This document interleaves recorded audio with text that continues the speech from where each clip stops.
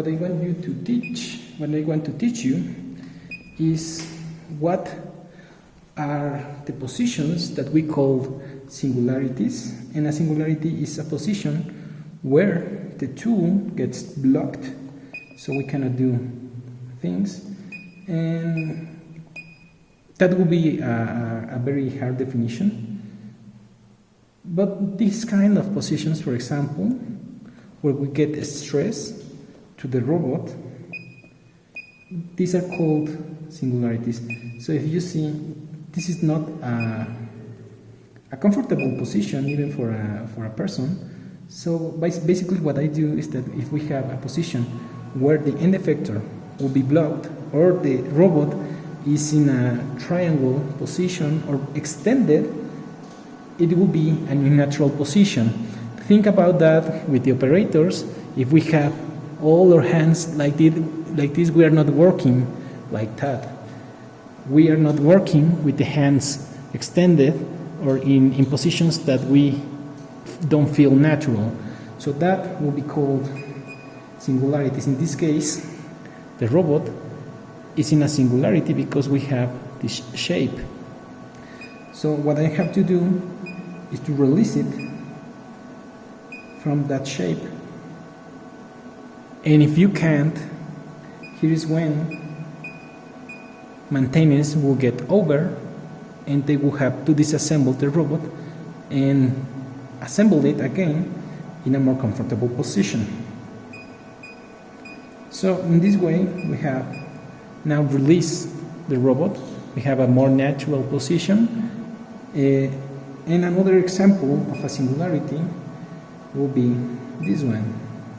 For example, a lot of people and a lot of students, when they are starting programming, they do this, and they have positions like that. So we have the robot in a singularity because we have a lot of stress in all of this part, and at the end the end effector will get blocked. So what we have to do is not to do that, and to put the hand in a more natural position, and again move the robot in a more natural position. This way it will be a more easy movement, so we don't get the robotic hand blocked. For example, here we can move the hand, so we can go down,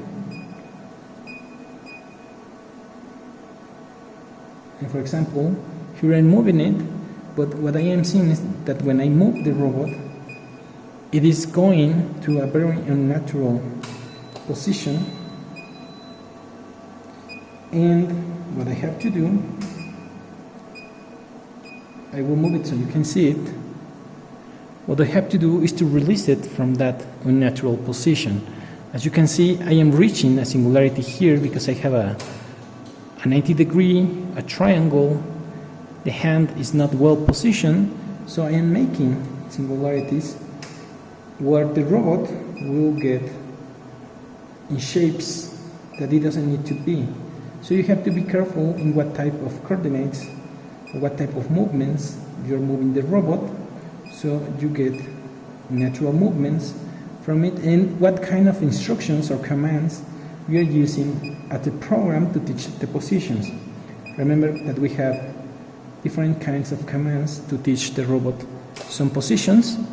And also, as an advice, when you finish programming, if you're learning, leave the robot in that position, in home position, or closest to the home position.